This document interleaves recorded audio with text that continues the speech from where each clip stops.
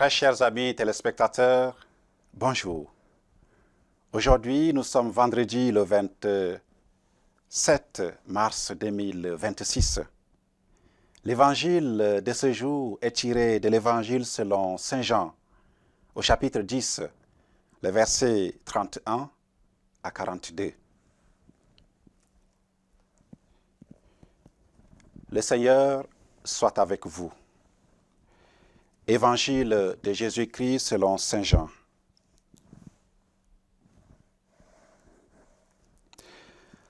Les Juifs allèrent de nouveau chercher des pierres pour lapider Jésus.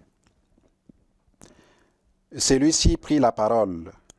« J'ai multiplié sous vos yeux les œuvres bonnes de la part du Père. Pour laquelle voulez-vous me lapider ?» Les Juifs lui répondirent, « Ce n'est pas pour une œuvre bonne que nous voulons te lapider. C'est parce que tu blasphèmes. Tu n'es qu'un homme et tu prétends être Dieu. » Jésus leur répliqua, « Il est écrit dans votre loi, j'ai dit, vous êtes des dieux. » Donc, ceux à qui la parole de Dieu s'adressait, la loi les appelle des dieux, et l'écriture ne peut pas être abolie. Or, celui que le Père a consacré et envoyé dans le monde, vous lui dites, « Tu blasphèmes, parce que j'ai dit, je suis le Fils de Dieu. Si je n'accomplis pas les œuvres de mon Père, continuez à ne pas me croire. Mais si je les accomplis, quand bien même vous refuseriez de me croire, croyez les œuvres. Ainsi, vous reconnaîtrez, et de plus en plus, que le Père est en moi, et moi dans le Père. » Les Juifs cherchaient de nouveau à l'arrêter, mais il leur échappa. Il partit pour la Transjordanie, à l'endroit où Jésus avait commencé à baptiser. Et il y demeura. Beaucoup vinrent à lui en déclarant, « Jean n'a pas accompli de signes, mais tout ce qu'il a dit au sujet de celui-ci était vrai. » Et à cet endroit, beaucoup crurent en lui.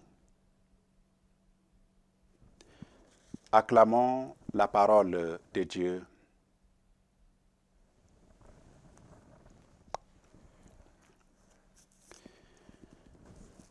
Bien chers frères et sœurs en Christ, nous sommes à la veille des rameaux. Dans quelques heures, Jésus entrera à Jérusalem.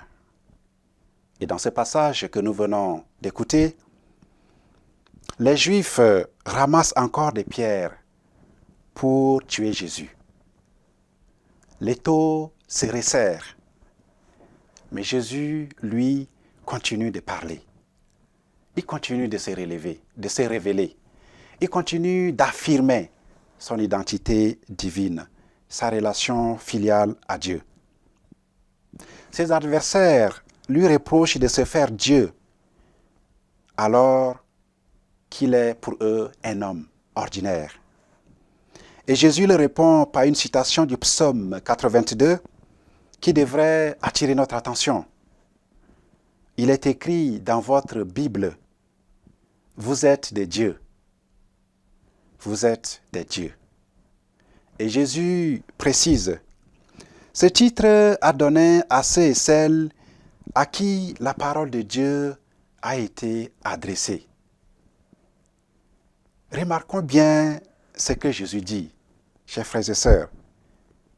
Remarquons aussi ce qu'il ne dit pas. Commençons par ce que Jésus ne dit pas. Il ne dit pas ceci. Ceux qui écoutent la parole de Dieu et qui la gardent sont des dieux. C'est pas ce que Jésus dit. Voici ce que Jésus dit. C'est celles à qui la parole de Dieu a été adressée sont des dieux.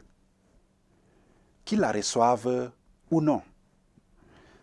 Cela veut dire que cette dignité ne dépend pas de nos mérites, de notre fidélité ou de notre piété. Elle précède tout cela. Elle est là, donnée, posée sur chaque être humain du seul fait que Dieu lui a parlé, du seul fait que Dieu lui a adressé sa parole. Et à qui Dieu adresse-t-il sa parole? Au psaume lui-même, la réponse est très claire. À toutes les populations de la terre, à tous les êtres humains, aux justes et aux pécheurs, aux croyants et aux athées, aux riches et aux pauvres. Pas d'exception, pas de condition. La parole de Dieu est adressée à tout être humain. Alors oui, avec toutes les nuances qui s'imposent, nous ne sommes pas Dieu avec un grand D. Le Créateur de l'univers est infiniment au-delà de ce que nous pouvons concevoir. Et il y a en nous des dimensions blessées, abîmées, mortelles. Nous le savons très bien. Mais il y a aussi, au fond de chaque être humain, une étincelle divine, le souffle de vie dont nous vivons nous vient de Dieu. Une part qui vient de Dieu et qui nous ouvre à l'éternité et qui nous permet de partager avec Dieu sa divinité. Pas parce que nous l'aurions mérité, mais simplement parce que Dieu nous a parlé, Dieu nous a adressé une parole. Et cette parole, c'est son Fils Jésus que Dieu a envoyé dans le monde pour tout homme.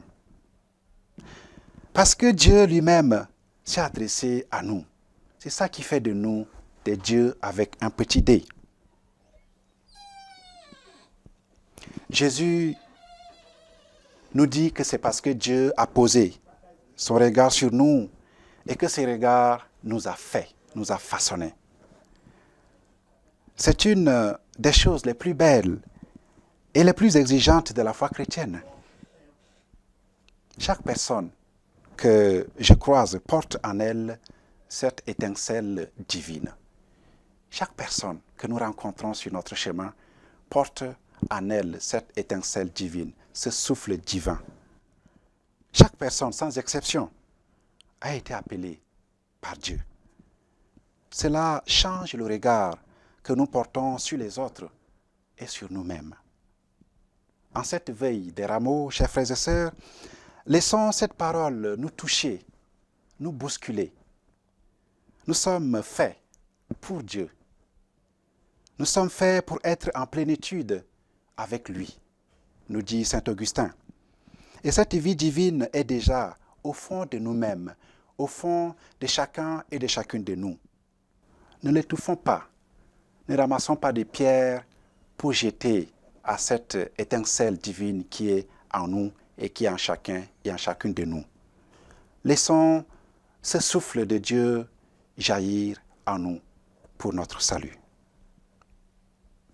Le Seigneur soit avec vous et que Dieu tout aimant vous bénisse, le Père, le Fils et le Saint-Esprit.